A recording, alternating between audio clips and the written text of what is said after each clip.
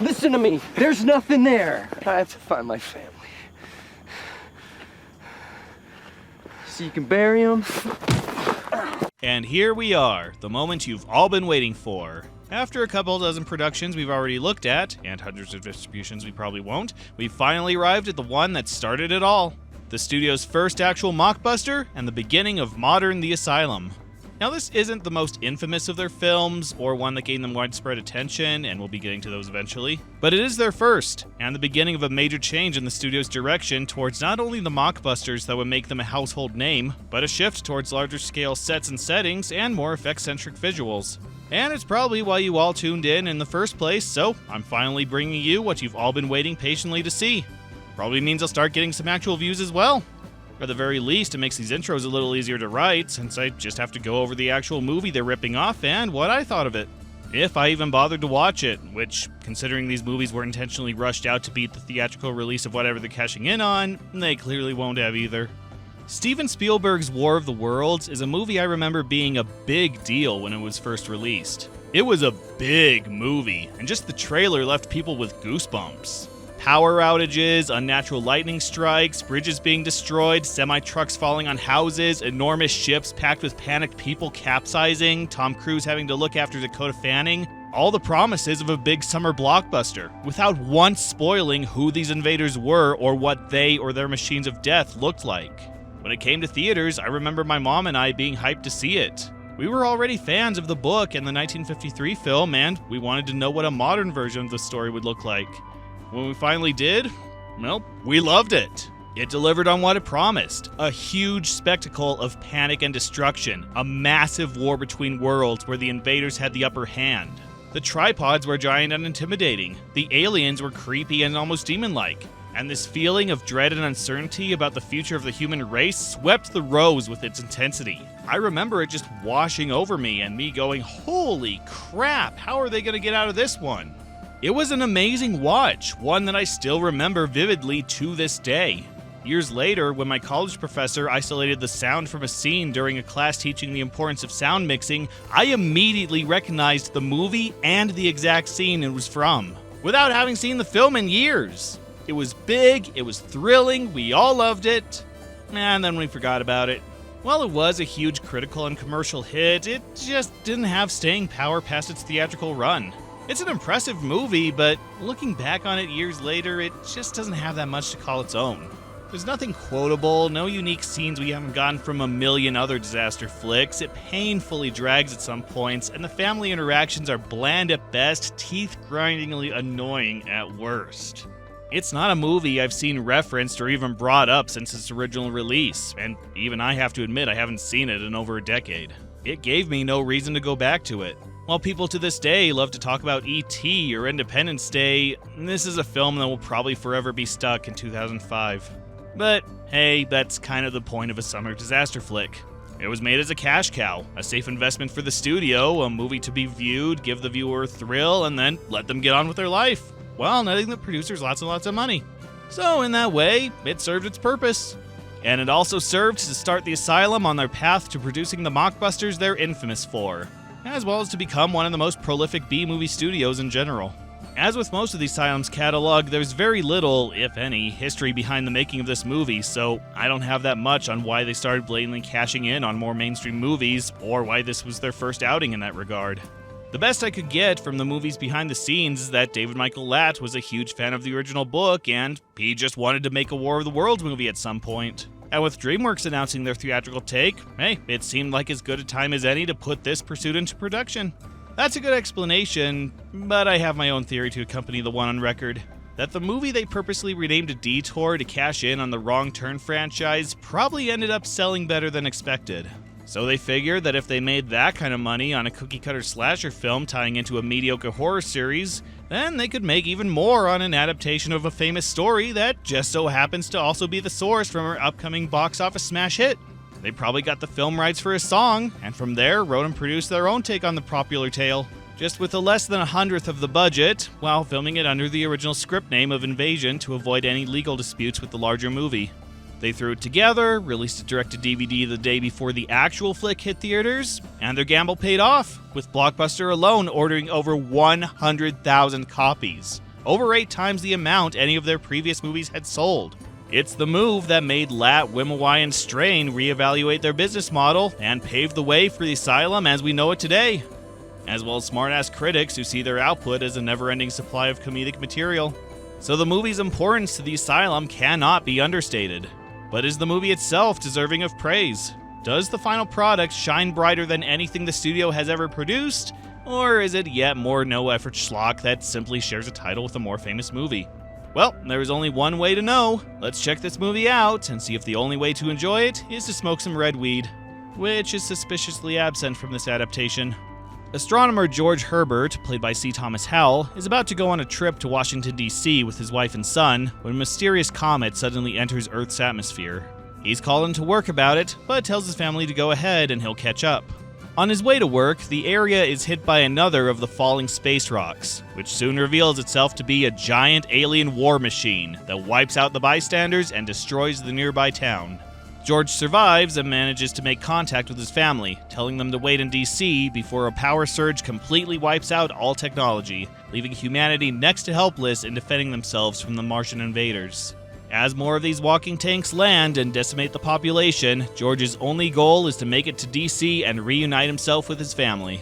But his way is fraught with giant alien death robots, acid-spitting Martians, panicking people, and power-hungry army officials. Will George make it to his wife and son before the aliens wipe humanity off the face of the Earth? And does the DVD cover blatantly rip off Independence Day for some reason? Honestly, I don't know why I gave a plot summary.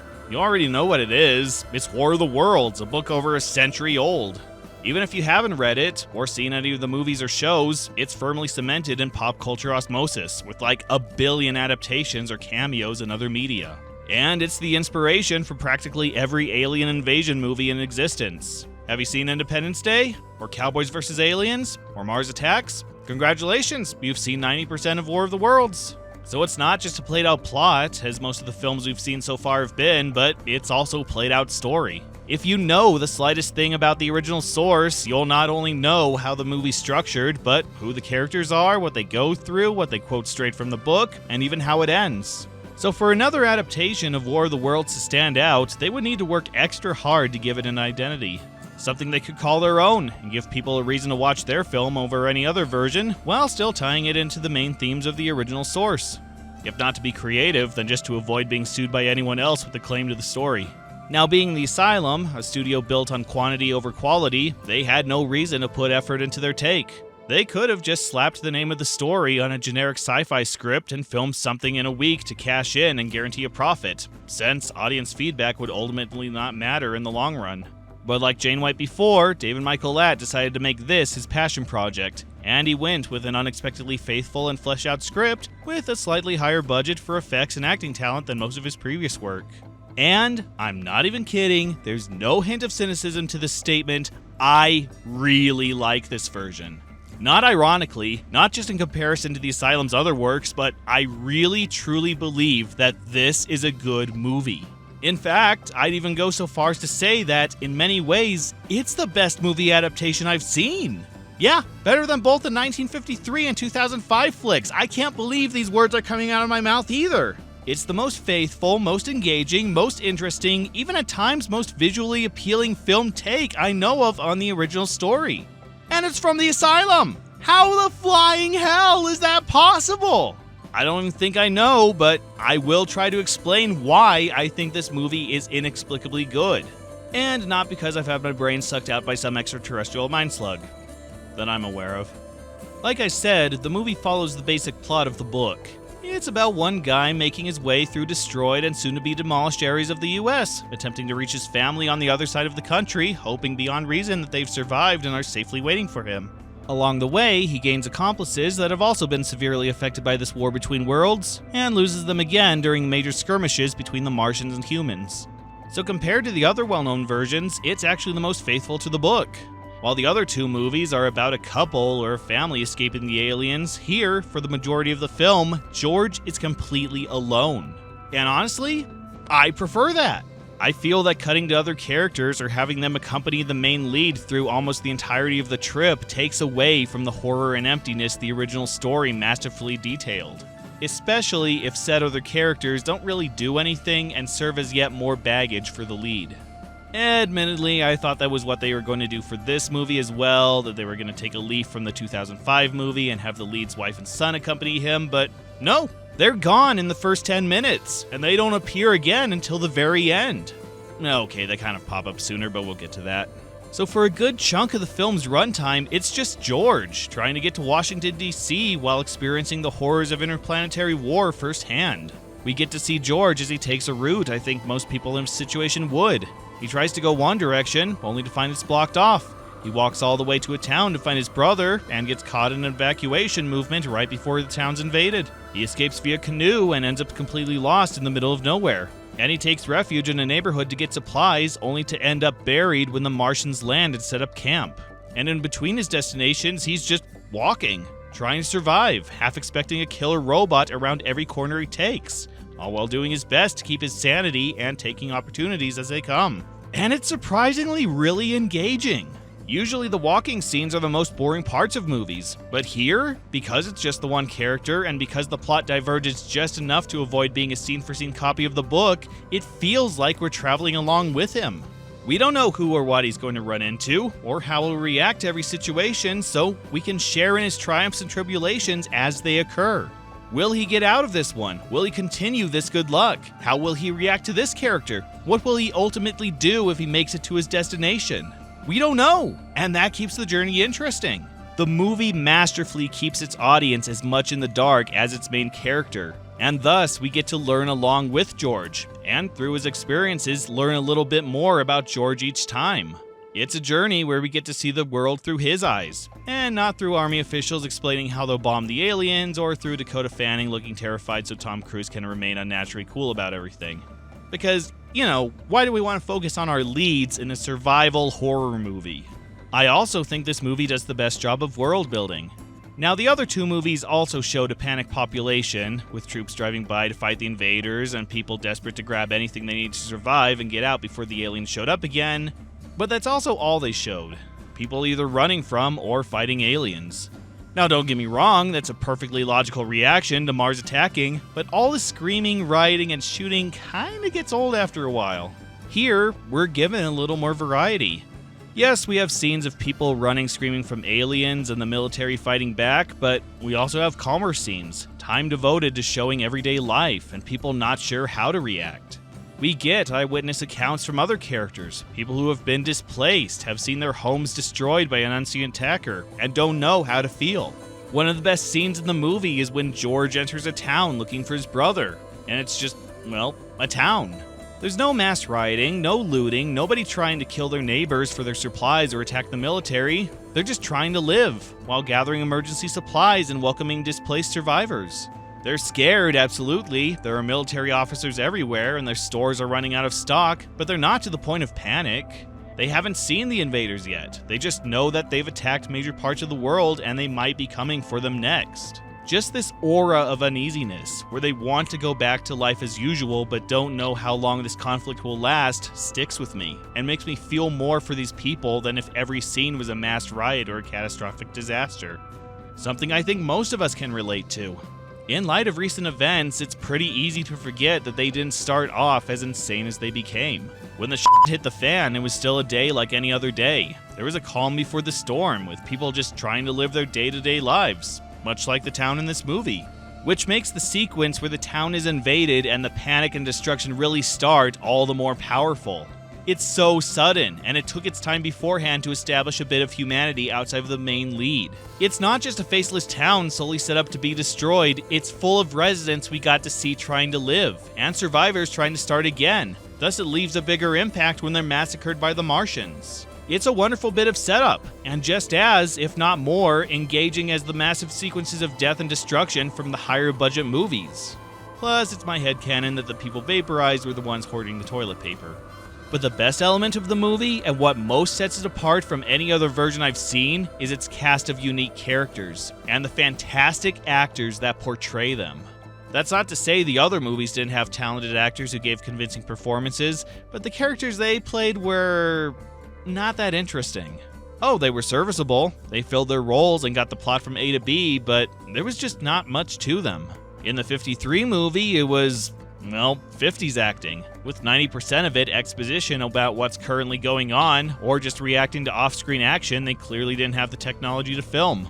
And while the 2005 movie tried to give some quirks and humanity to its characters, they still boiled down to being scared and running, catching their breath just long enough for the aliens to catch up and have them run again, giving practically no time for development outside of cool dad and scared whiny daughter.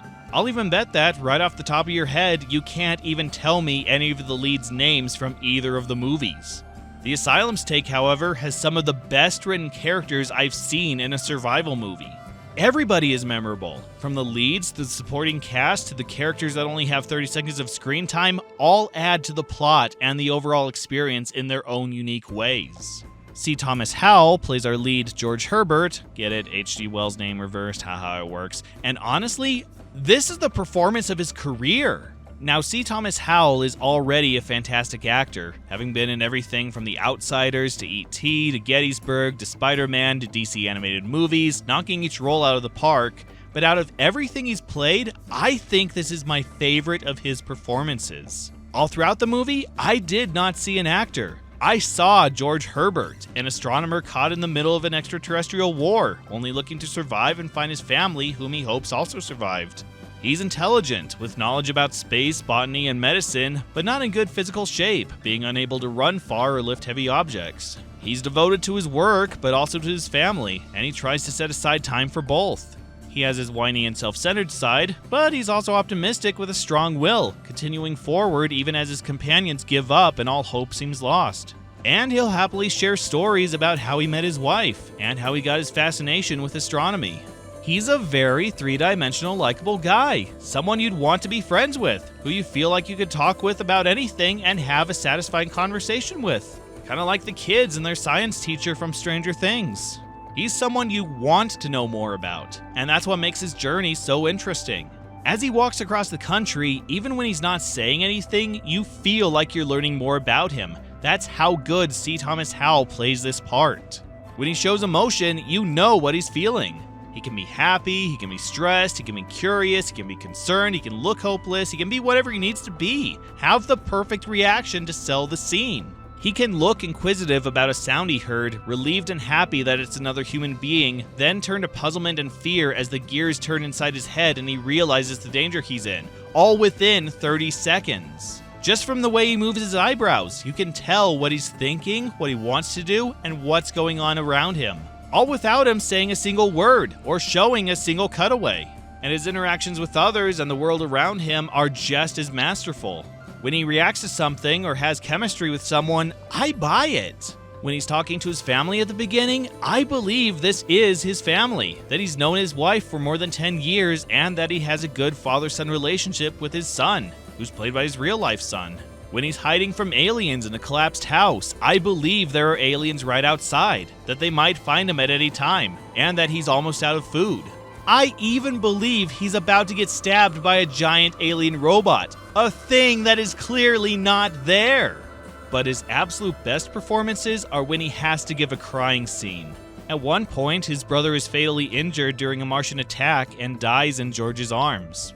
And you know what? I found myself also broken up about it. Howell's acting is so good, I could legitimately believe this was his brother that he had known for a long time, whom he was about to lose forever. Somebody he didn't want to leave, but he had to stay alive. It really got to me, and it normally takes a lot to get me to even shed a tear. There's another scene later where he loses a very important item, the only reminder of his family whom he may never see again.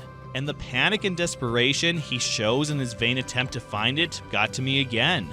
Rudy has nothing on this movie's ability to make a man tear-jerk. And that's not even going into his emotional arc. He starts off optimistic and stable, but is slowly broken down by the events of the movie, eventually doing things you would never expect him to do, and even hallucinating horrific images featuring his family, until he finally gives up and surrenders himself to the Martians. Which, if you know the book, you know how that goes. C. Thomas Howell, you are a beacon of light shining forth out of a deep, dark pit of mediocrity. All the terrible productions I've had to sit through to get to this point have been worth it just to see your performance. You give 110% in a role that didn't even demand 10%, and I could not thank you enough for what you have blessed us with this day. I eagerly look forward to your future endeavors with the Asylum, and even if they don't measure up, you're so good here, I'll forgive you. I'll even forgive you for Chilly Christmas, that's how impressed I am. Soul Man, I need to think on that a little longer. Matching C. Thomas Howell's mind-blowing performance is Rhett Giles, making his third appearance in a row, playing Pastor Victor. And the best way to describe him here is that this is his way of the vampire character done right. While his performance in that movie was more wooden than Pinocchio's impression of a Dutch elm, I could still tell he was trying to create a character. Just the writing and directing was, well, non-existent. But with a better script and the direction of David Michael Latt, not only does he give a fantastic performance, it's again the best I've ever seen from this actor. Okay, the best serious performance, I still can't think of enough for Jolly Roger. His character is clearly taken from the original story, but while the unnamed companion from the book was a religious zealot who slowly went insane and became more and more of a hindrance, eventually leading to his easily preventable demise, this role is given a slightly more optimistic take, and a more complex arc. Here, Victor is a clergyman who believes that the Martian invasion is the rapture, that the good are being taken to heaven, leaving the unworthy stuck on Earth. Okay, this reaction from George says it all, but Victor turns out to be a very stable man, with a personality and backstory as well-rounded as George's. He's originally from a small town in Australia. He moved to the US after a messy divorce, he helped build his church, and he hopes to see his son again after this is all over. And his faith is what keeps him optimistic. He has every reason to hate his God, believe his religion means nothing in this time of crisis. But instead, he sees it as God's will, an event that just needs to happen at this time. People aren't being killed because God hates them, it's just time to separate the wheat from the tares, which makes Victor's arc all the more tragic. They come across a woman from his congregation who just lost her children to the Martians, who has turned her back on the idea of a God, because what God would allow this tragedy to happen in the first place? And it strikes Victor deeply, and he himself begins to wonder if everything he thought he believed was wrong. As disaster continues, he eventually loses his faith, slipping deeper and deeper into depression until he can find no reason to go on. But then George does something that reinvigorates his faith, and he finds reason to believe again. He doesn't last for long afterwards, but for his 40 minutes of screen time, he proved that not only can Rhett Giles give a serious performance, but raise the bar in the process. Let's hope he brings this much life to the Asylum's 9/11 movie. But then on the opposite end of the spectrum, we have Andy Lohr, whom we last saw from Jane White is Sick and Twisted, and who directed Intermedio, as George's other companion, giving a very interesting performance. He plays Sergeant Williams, also based on a character from the book, who's also given a well-written and fleshed out character, but it's Andy Lohr, an actor with a permanently clueless expression, with a strut taken straight from the Ministry of Silly Walks, and who speaks in a very nasally monotone while inserting odd inflections into random words. And he's playing a soldier who's been in the thick of it, seen his friends get vaporized, and is already suffering fatigue. Clearly they meant for this character to be taken just as seriously as George or Victor, but I'm sorry. When this actor walks like this and talks like this, I know who Galileo was. It's kind of hard to grasp the tragedy of it all. Now, I'm not saying it's a bad performance. No. On the contrary, I love him here the same way I love Christopher Walken in everything. He's trying to give his character a somber, serious portrayal, but because he's so naturally weird with odd emphases and spastic energy that comes and goes, it's impossible not to laugh, but also not to appreciate just how much effort he put into the role.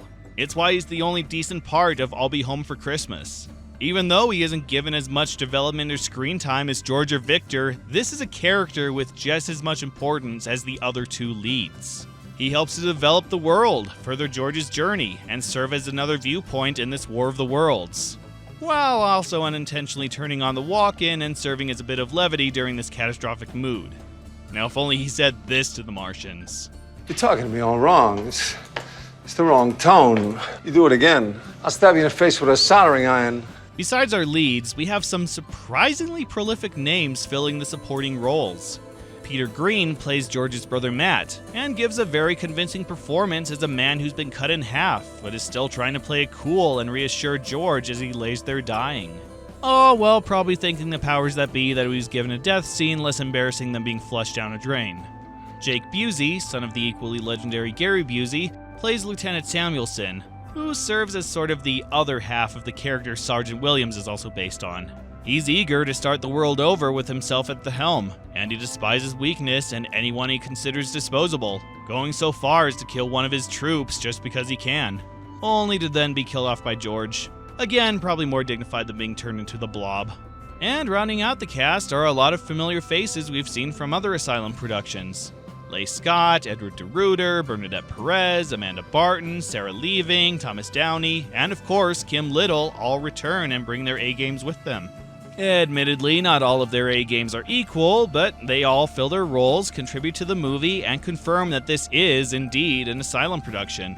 And that even the Asylum can scrape together a talented cast when they feel like it.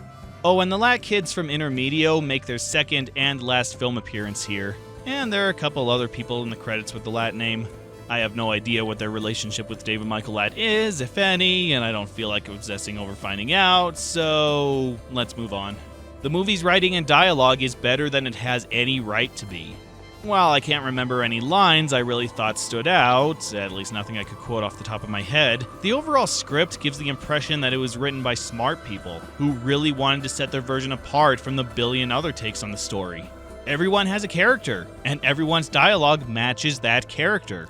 Hal's a scientist, but with an open mind and a social attitude. So he talks about the cosmos and medicine, but also about his family and his beliefs.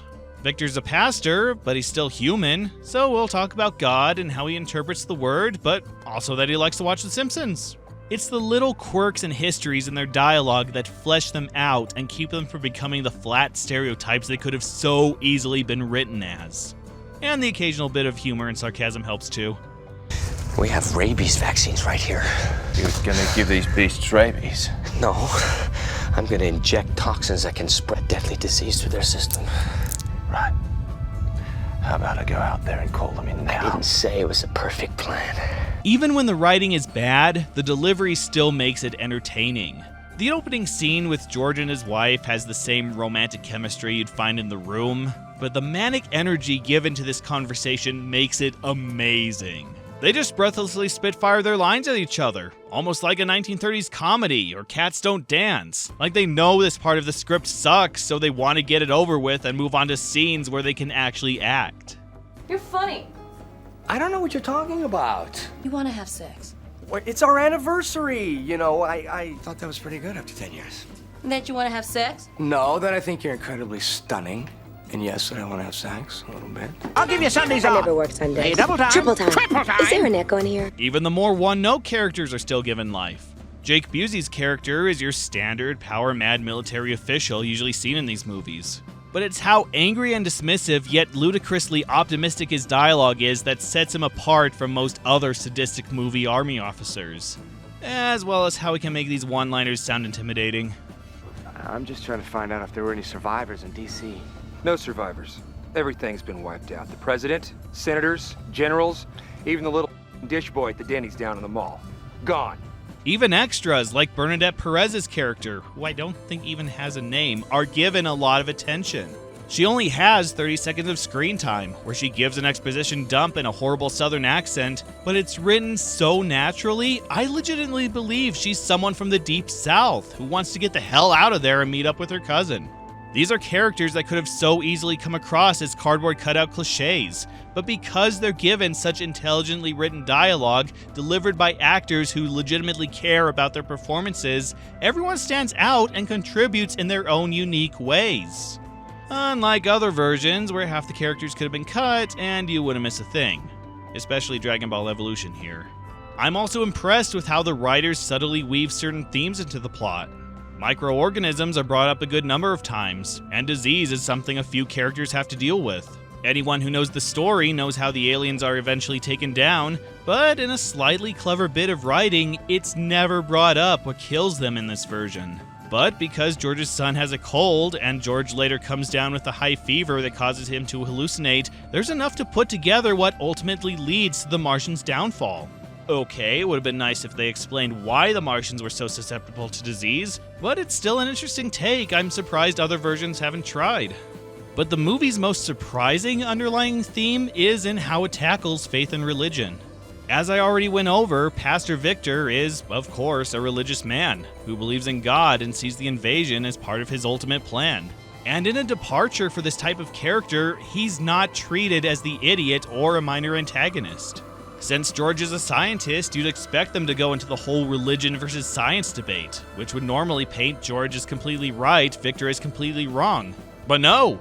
George is revealed to have faith in a higher power as well. In fact, right before he meets Victor, he prays that his wife and son will be kept safe. So while he's clearly more deist than devoutly religious, he understands most of Victor's viewpoints. And as things get worse and worse, he tries to reinforce his and Victor's waning faith. That whatever created the wonder that is the universe must have his reasons, and that even at the world's darkest time, there's still something to live for.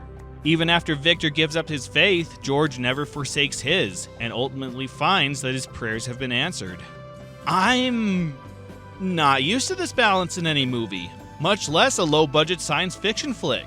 Both characters share views on both God and science. Neither are right, neither are wrong, but it's their beliefs in both that pull them through.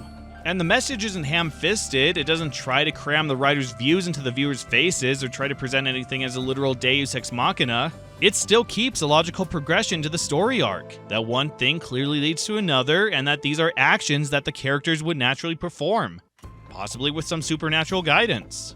Admittedly, these themes do take up a good chunk of the movie, and I can understand how the average viewer could get a little annoyed trying to watch through these scenes. But speaking as a Christian, I'm blown away by how well they're presented, and how they're integrated into the characters, without distracting from the story as a whole.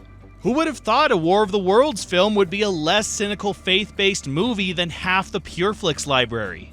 Or the Asylum's own Faith Films division? But wait, are we watching War of the Worlds or Gus Van Sant's Jerry? Sure, the characters are engaging enough, but weren't there supposed to be aliens in this alien invasion movie? Yes, there are, and yes, they're awesome. Obviously, the effects aren't going to look as good as the $137 million movie, so we get War Machine models comparable to the PS1 game and Mushroom Muppet Martians with Sarlacc Beast hands. But the size and scope of these things are so massive that it doesn't matter. They look like they're there. They're integrated so well into each of their shots that I believe they're actually walking through the city, smashing buildings while casually vaporizing the running, screaming population. When I first saw one of these war machines emerge from its pit, I shuddered. I actually felt chills watching these metal Half-Life head crabs tower over these people, obviously reacting to nothing. That's how big and destructive these are made to look. It's like a Harryhausen movie. Yes, the monsters are obviously clay and wire and they look more like toys than living creatures, but because of how well the effects team integrated them into the live-action setting and how big and destructive they made them compared to the real performers, it still looks like they're sharing the same screen. So I don't care if the models aren't as fluid or detailed as the big screen versions, or that they look less like tripods and more like giant enemy crabs, they still look and act like a legitimate threat. You see one of these coming towards you, you run! You don't stand there laughing at its low polygon count, because if you do, you'll find yourself on the receiving end of a spiky leg. Or getting acid sprayed in your face by a Martian tentacle. Not a good way to end your Friday. The rest of the movie's effects are hit or miss. There are a lot of stock effects, like these fireballs and the alien lasers, and a couple they really could have done without. But then there are halfway decent effects, like the Martian's claws or their disintegration ray. Sure, they're cheap and fake, but they look like something's happening. But the movie's best effects are in its background work. Things like this truck embedded in the house's roof, or this wrecked cruise ship, or especially this shot of a ruined Washington, D.C. all look like they're actually there. To the point that if I hadn't watched the behind the scenes, I would have thought this was all some really elaborate set building. Sometimes the fakeness of the backgrounds does show through, but considering the Asylum's previous embarrassing green screen work, this might as well be their Sky Captain in the World of Tomorrow, with the added bonus of no Gwyneth Paltrow.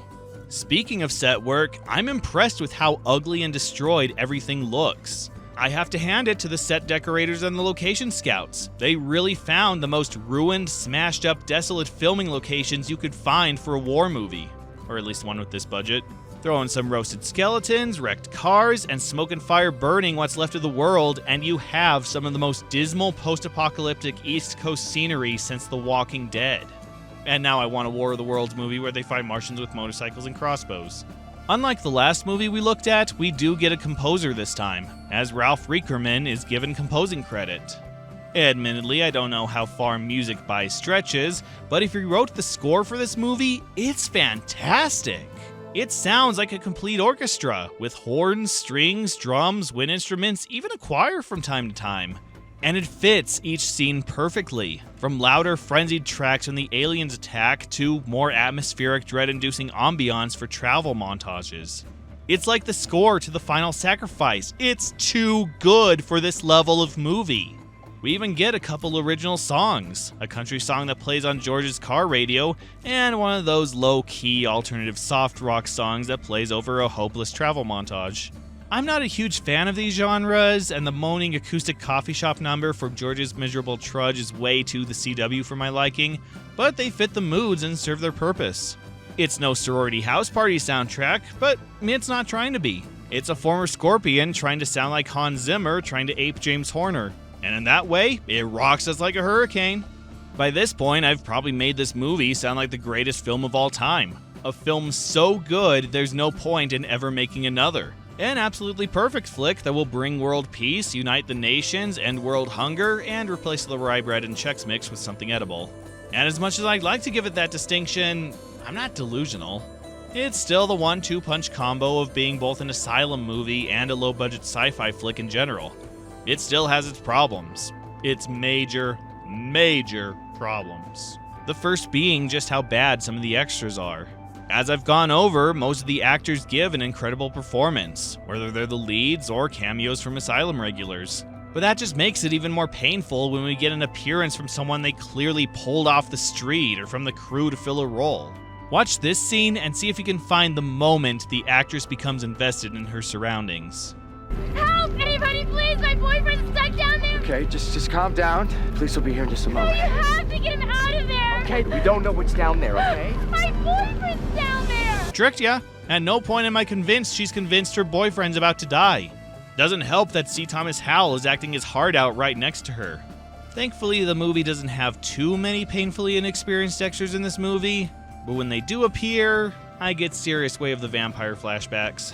Let me out of here, you bitch. The sound mixing is obnoxiously imbalanced and never the same for 5 minutes. The volume is constantly changing, always varying from scene to scene. One scene will sound fine, but then the next scene is so quiet you'll turn up the volume, only to then have your eardrums ruptured by the sonic boom that is the next scene.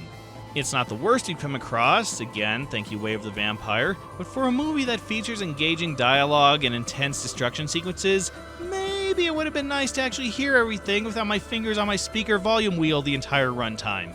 You know, have it not sound like you're adjusting the gain on every word. Just a thought. And what was up with this shot?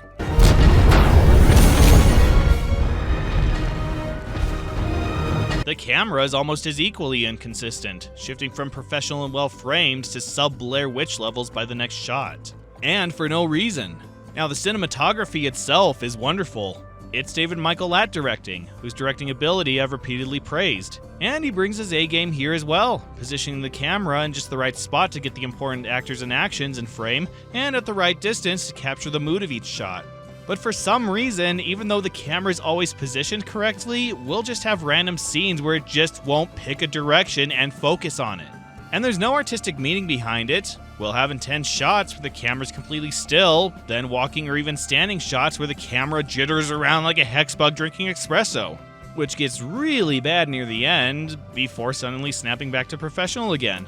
Maybe it was just a bad unit, but they're already ripping off War of the Worlds. We didn't also need a Cloverfield knockoff, at least until they're actual Cloverfield knockoffs. But the movie's most glaring flaw, and the clearest sign we're watching an Asylum flick, is the editing. Once again, David Michael Latt is at the editor's bench, and while his directing is something to be admired, his editing, as we've already witnessed, is anything but. Now, to his credit, his skill is much improved over his previous work, and for longer, more ambient scenes, it's just fine. Actually quite professional. But he can't splice shorter, more action-based scenes. Every time the aliens attack, it's hard to follow what's going on. We just get random 5-second shots of stuff happening. Nothing feels sequential, especially when they wholesale reuse scenes from earlier or even later in the movie that are obviously not even happening in the same location. I can't even call this editing choppy. It's closer to unfinished. It's like they dragged and dropped the raw files in the Windows Movie Maker, selected the Auto Movie function, and spliced the result into the final cut. They even forgot to include sound effects for some of the shots, giving us some really awkward moments where it looks like something dramatic is happening, but the sound isn't there to sell it. If their intention was to recreate what someone would actually see and think while running from one of these giant Martian tanks, they certainly succeeded. Unfortunately, this is the audience who want to actually watch the movie they paid for.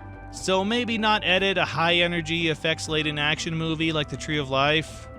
Again, just a thought. And finally, this effect.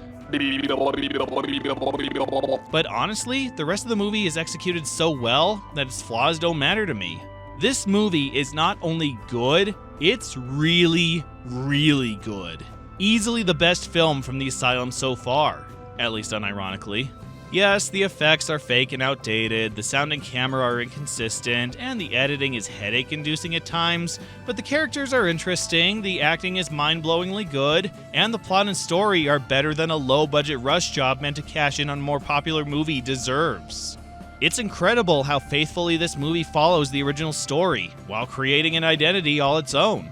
Yes, it has its problems, but even they serve to give the film its own original touch, even improving on the source material in some parts.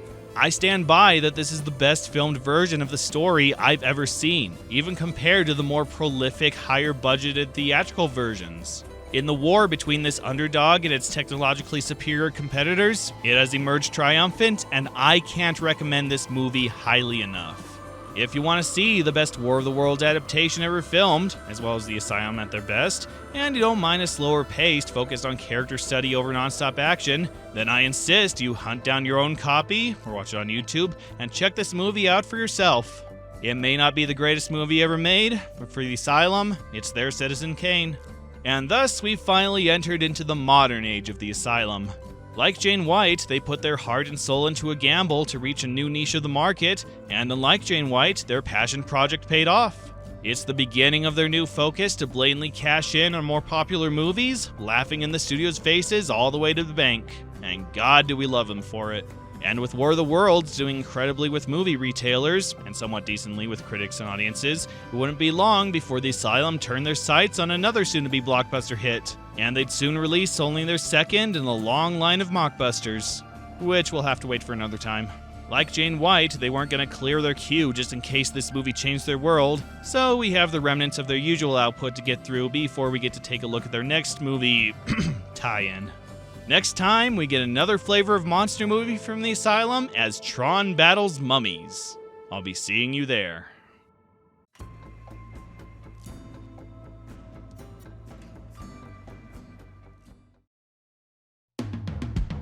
Hey there everyone, thank you for watching this video. If you enjoyed it, please consider supporting me on Patreon and help me create even more content like this. It's only $1 to get early access to my videos, and only $5 gets you a credit at the end of each of those videos, with higher tiers offering these and even more perks. And as you help me reach certain goals, I have super special content lined up for all of you. Head on over and check out my Patreon today, and I'll see you next time.